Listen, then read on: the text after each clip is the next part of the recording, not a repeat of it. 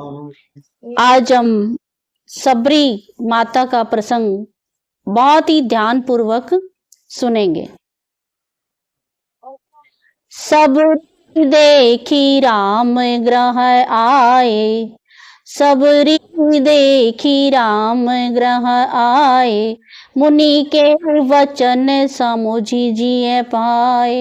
देखिए, मतंग ऋषि ने जैसा कहा था वैसा ही सबरी जी के साथ हुआ। सबरी बचपन से ही भगवान की भक्त रही है और इसका बचपन से ही अशांत था और ऐसे परिवार में इसका जन्म हुआ था जहां भोले भाले पक्षियों की हत्या होती थी।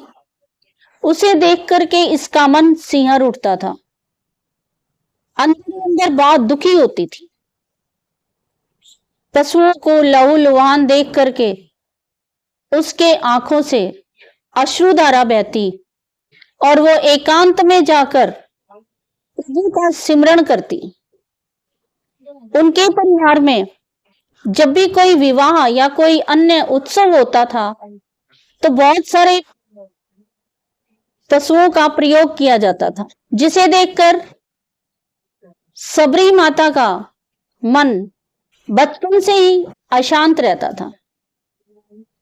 मन, दुखी मन, कुछ नई चीज की खोज में ये रहती थी कि मुझे शांति किस प्रकार से मिले। चिंता और शोक में इसका जीवन बीत रहा था। जब ये युवावस्था में आई तो इनका विवाह किसी ऐसे पुरुष के साथ किया जा रहा था जो एक ही बाण से दो दो पक्षियों को मार देता था। तो ये सुन करके तो इसका मन और अधिक दुखी हो गया। वह अंदर से छटपटा उठी कि मेरे विवाह के उत्सव में कितने ही पशुओं को मारा जाएगा, कितनी बलिदान दी जाएगी, कितने लोगों की, तब विवाह होगा। वह एकांत में जाकर विश्व के प्राणाधार से प्रार्थना करने लगी कि हे देव, मुझे पापों से बचाइए, क्योंकि मैं एक अधम नारी हूं। अधम से अधम, अधम अति नारी। भगवान के सामने भी सबरी ने यही कहा था और हाथ जोड़ करके एकांत में प्रभु से प्रार्थना करती है, हे प्रभु मेरी रक्षा करें, हे नाथ मैं आपकी शरण में हूं।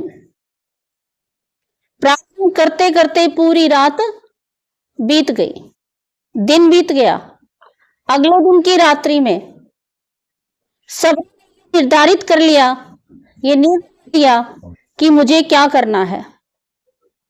अर्धरात्रि का समय था, सर्वत्र था, शांत वातावरण, आकाश में तारे टुकर टुकर देख रहे थे और सबरी दबे पांव घर से बाहर निकल गई। घने जंगल में कंपन से भरा रास्ता, उसने इस बात का ध्यान नहीं किया कहाँ नदी आ रही है, कहाँ वन है, कहाँ तालाब है, कहाँ पर्वत है, और वो चलती रही। किस लिए? हिंसा से बचने के लिए, आजीवन ब्रह्मचारी व्रत को धारण करने के लिए। और ये निर्णय कर लिया था कि मैं जीवन भर प्रभु का भजन करूंगी। वो भूख प्यास की परवाह किए बिना चलती रही। 2 दिन बाद वो पंपासर के पास पहुंचती है। जब पंपासर के पास पहुंची तो वहां नदी के किनारे पर मतंग ऋषि अपने शिष्यों से बातचीत कर रहे थे और कह रहे थे कि पवित्र 6 शिष्यों, पवित्र जीवन के बिना पवित्र परमात्मा को कोई नहीं पा सकता। अतः मनसा वाचा कर्मणा पवित्रता का पालन करो। और क्या करो? शुचि भोजन, शुद्ध भोजन, सूची परिधान, परिधान मीन्स होता है कपड़े, वस्त्र। भले ही हमारे पास 2 जोड़ी कपड़े हैं, 4 जोड़ी कपड़े हैं, उनको हम साफ सुथरा करके पहनते रहें। तो सूची परिधान। और अपने प्रत्येक व्यवहार पवित्र हो। मन में क्या नहीं हो, छल कपट नहीं होना चाहिए, क्योंकि साधुओं के लिए कहा गया है मनस्येकम वचस्येकम कर्मण्येकम महात्मनाम।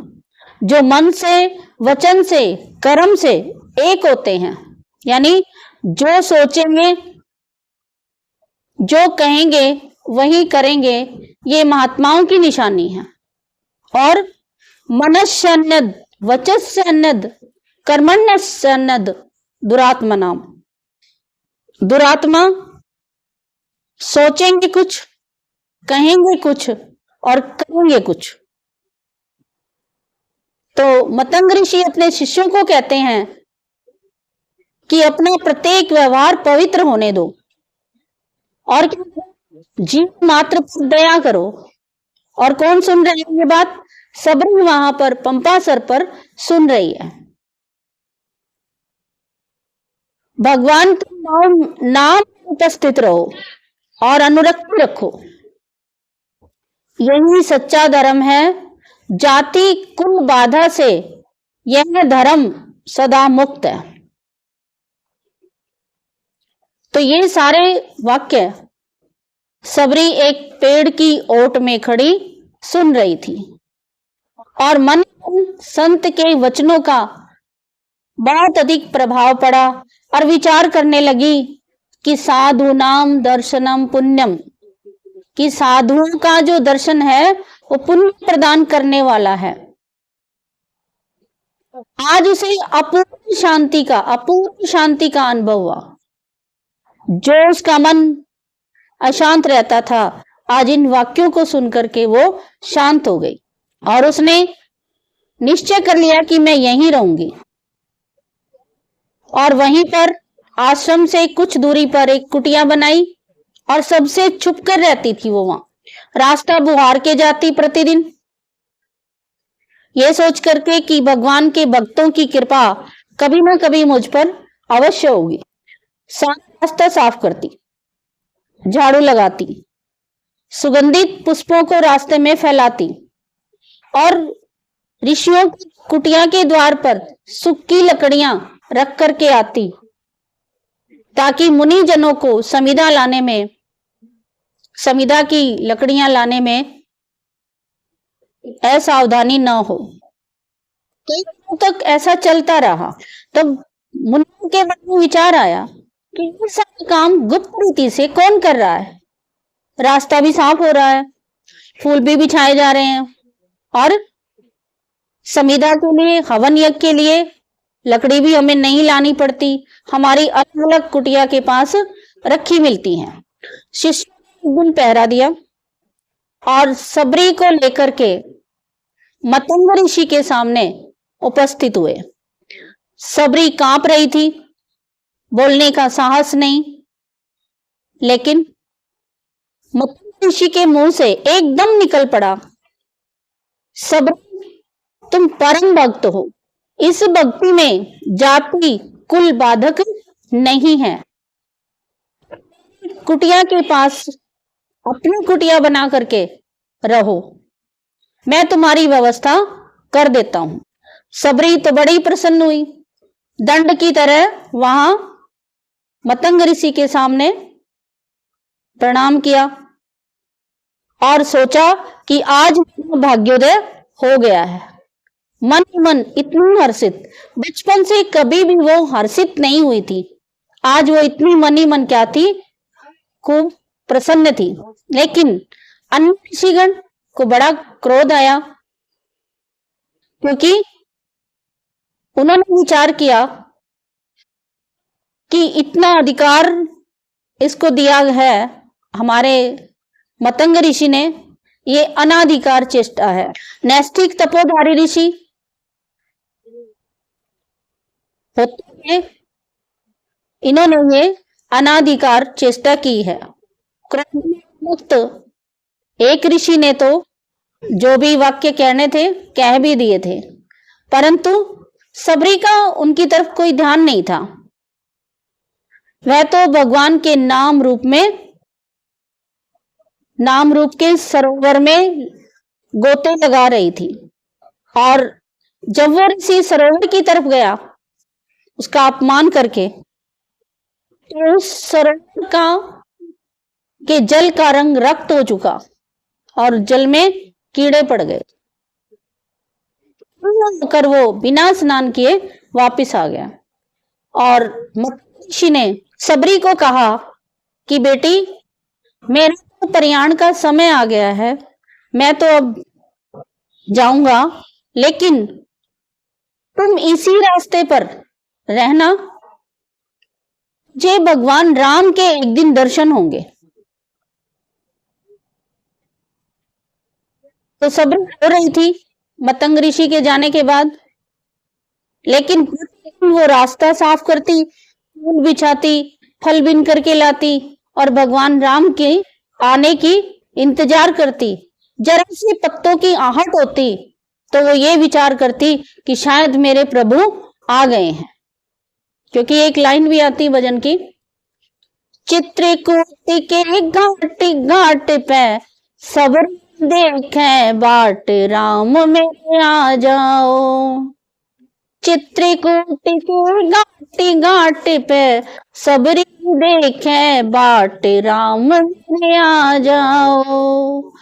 चित्रकूट के घाट घाट पे सबरी देखे बाट, राम में आ जाओ। एक दिन ऐसा ही हुआ कि भगवान राम उस रास्ते से आते हैं, क्योंकि उनको कहा गया था कि सबरी आगे का रास्ता बताएगी। भगवान राम सीता माता की खोज में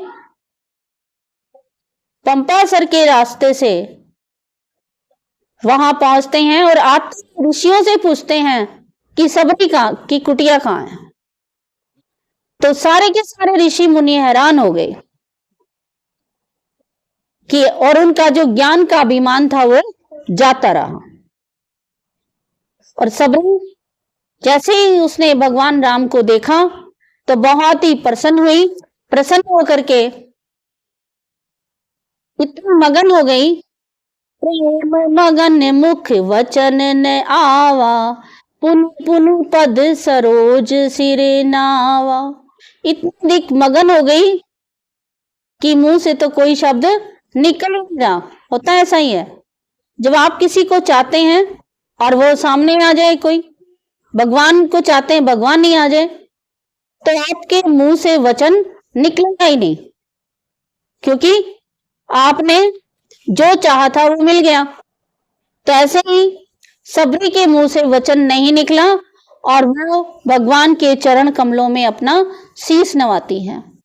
सादर जल ले चरण पखारे, पुनि सुंदर आसन बैठारे। वो तो तैयार थी, कब प्रभु आएंगे, कब मैं बिठाऊं, कब मैं फल खिलाऊं।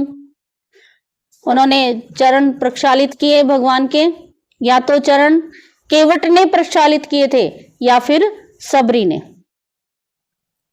और उस पुण्य को प्राप्त किया जो किसी ने भी प्राप्त नहीं किया था। और क्या, कंद फल सोरस अति, राम कहो आन, प्रेम सहित प्रभु खाए, सहित प्रभु खाए बारंबार। यानी भगवान ने को क्या किया, भक्षण किया सबरी के फलों को। अब वो बेचारी सोचती है, ऐसा ध्रुव के साथ भी हुआ था। ध्रुव को भी कोई ज्ञान नहीं था, भगवान उनके सामने आए तो वो भी एक बालक था छोटा। ये अबोध नारी है, ये केवल सेवा भाव जानती है। तो वो क्या कहती हैं कि स्तुति करो तुम्हारी, अदम जाति में जड़मती भारी।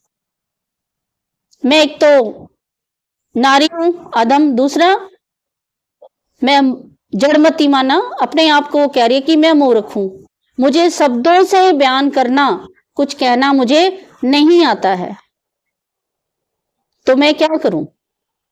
मैं प्रभु का सिमरन करती हूं, इंतजार करती हूं, परंतु मुझे शब्दों से कहना नहीं आता। अब भगवान क्या कहते हैं? सुन भामन बाता, मानव एक भक्ति करे नाता। भगवान कहते हैं कि हे बेटी, मैं भक्ति का नाता मानता हूं। मैं क्या मानता हूं? एक भक्ति का नाता ही स्वीकार करता हूं। जाति पाति कुल धर्म बढ़ाई, धन बल परिजन गुण चतुराई। मैं जाति पाति कौन से धर्म का है, कितनी बड़ाई वाला है, कितना धन है, कितना बल है, कितने परिजन है, कितने गुण हैं, मैं इस चतुराई में नहीं जाता। लेकिन भक्ति जो व्यक्ति है, भक्ति सो कैसे, बिन जल बारिद देखूं जैसे।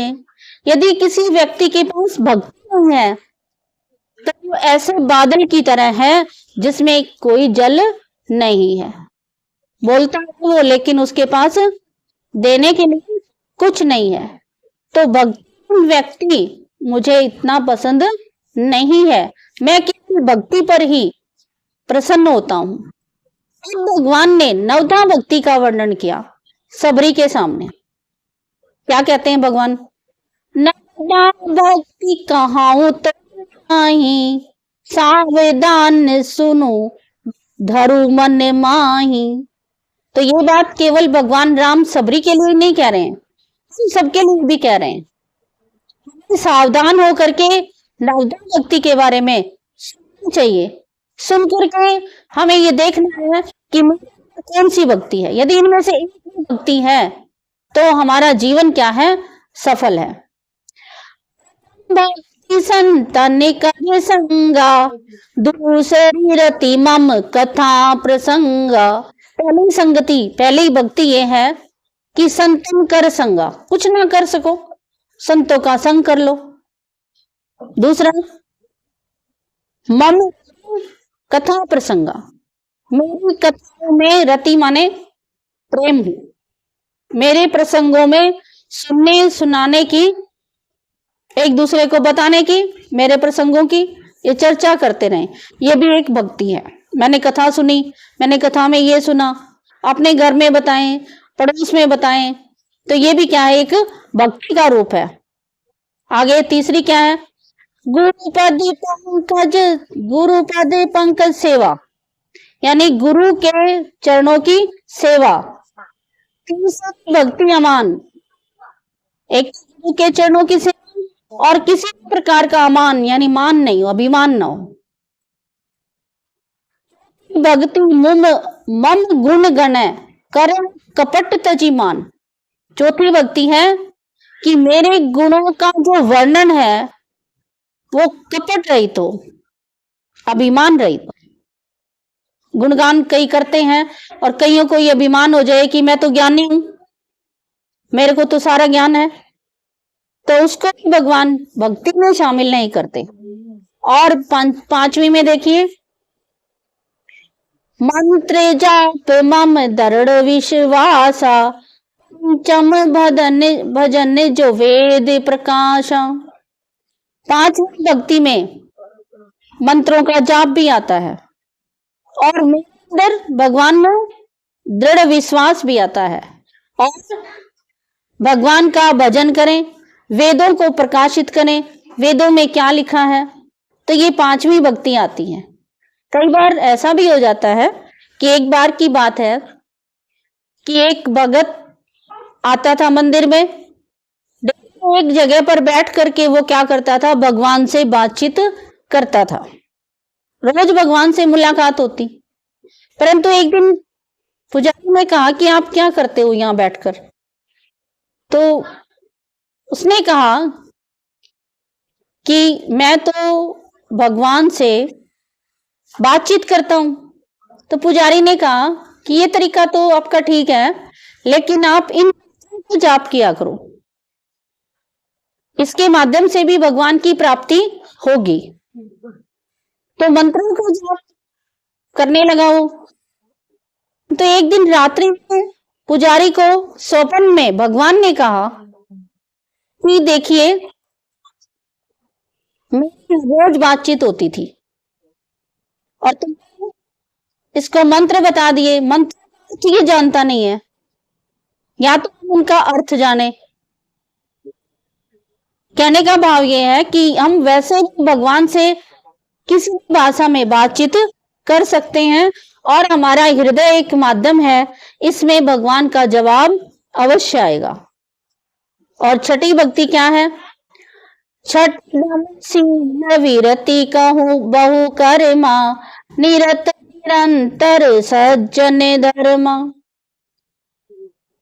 छठी भक्ति क्या है? दम, शील, विरति और अच्छे कर्मों में लगे रहें, धर्म के काम करें, ये छठी भक्ति आती। अब साथ मैं जग देखा, मोटे संत अधिक करी लेखा। और सातवीं भक्ति में सब देखा, जो भगवान सबके अंदर देखते हैं, छोटा है, बड़ा है, पशु है, पक्षी है, सब में ये सोचे कि भगवान प्रभु में है सब कुछ। आज लाभ संतोषा, सपन नहीं देखूं पर दोषा। आठवीं भक्ति है यथा लाभ, जैसी प्राप्ति हो जाए वह उतना में ही क्या हो जाए? संतोष की प्राप्ति हो। कहते हैं जो कुछ प्राप्त है वही पर्याप्त है। हमारे भगवान ने यही लिखा था, यही दिया था, हमारे लिए इतना ही जो प्राप्त हुआ है वही पर्याप्त है। और सपने ही नहीं देखें पर दोषा, और सपने दूसरों के दोष को ना देखना, ये भी मेरी भक्ति में आता है। कईयों को होता है पर दोष दर्शन का बड़ा शौक होता है। तो एक बार की बात थी, एक व्यक्ति को आदत थी कि कोई ना कोई कमी निकालनी जरूर, और किसी के घर गया तो उसको भी ये पता था कि वो जरूर कमी निकालेगा। ये सोच करके उसने कहीं भी कोई कमी नहीं छोड़ी कि वो ये कहे कि इस काम में तुम्हारी ये कमी है। लेकिन देखिए, जिसको कमी निकालनी है वो निकालेगा जरूर। वो जाता है क्या कहता है, भाई इतना भी नहीं करते, इतना भी नहीं करना चाहिए कि कहीं कमी ना हो। फिर भी वो कमी निकाल के गया कि भी ज्यादा नहीं करना चाहिए।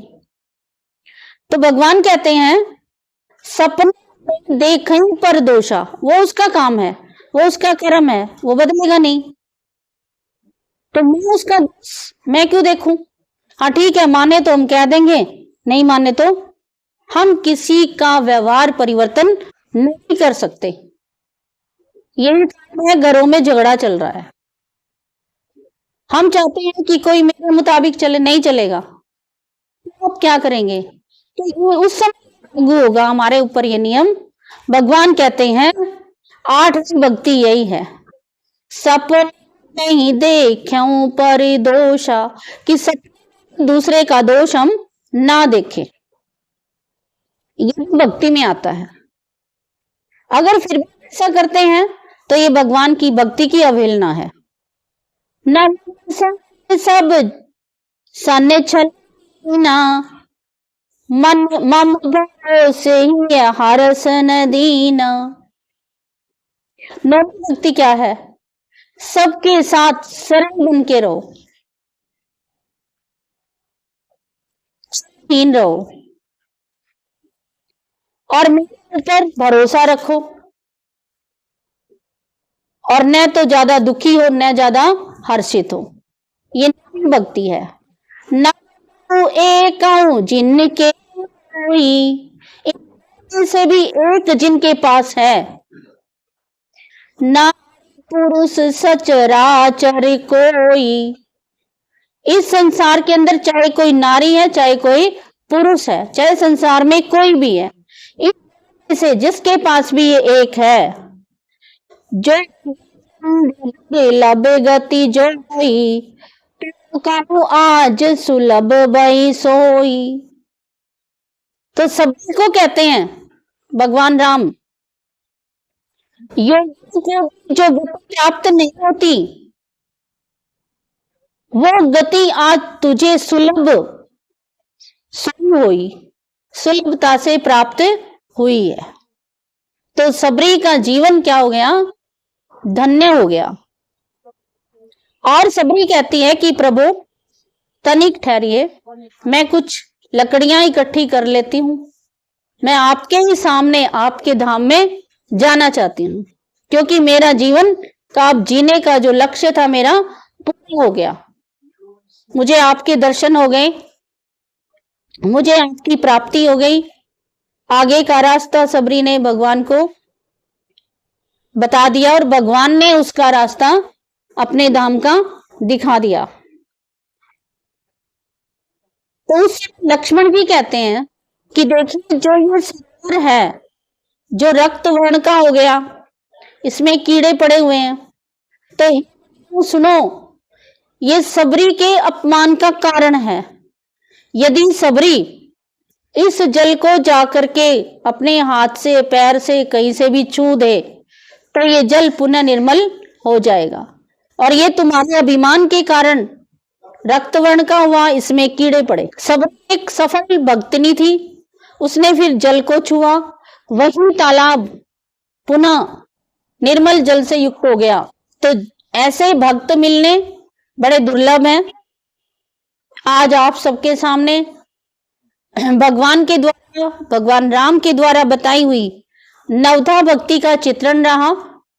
इनमें से कोई गुण हमारे अंदर है, कोई भी भक्ति हमारे अंदर है, तो हमें प्रभु की प्राप्ति अवश्य होगी और अंत समय में मोक्ष की भी प्राप्ति होगी और जीवन की जो भी आवश्यकताएं हैं वो भी हमारी पूरी होंगी। बोलिए श्री रामचंद्र भगवान की जय। ये प्रसंग आपको पसंद आया हो, आपने ध्यान से सुना हो, तो इसको थोड़ा लाइक भी कर दें, सब्सक्राइब भी कर दें और इस प्रसंग को प्रत्येक जनमानस के पास भिजवाने का भी थोड़ा कष्ट करें, ताकि सभी को पता चले कि एक भक्त की क्या महिमा है, भक्ति का क्या फल है। चाहे छुप करके भक्ति करें, चाहे किसी को दिखा करके भक्ति करें, भक्ति तो भक्ति है। भगवान के प्रति कितने समर्पित हैं, ये आज सबरी के दृष्टांत से हमें अपना आत्मनिरीक्षण हो जाएगा, हम अपने आप को जान लेंगे। बोलिए श्री रामचंद्र भगवान की जय, अयोध्या धाम की जय, सरयू माता की जय हो। और आजकल अयोध्या धाम में भी भगवान राम के स्थान की भी बहुत अधिक तैयारियां चल रही हैं। बोलिए श्री रामचंद्र भगवान की जय हो। Please like and share.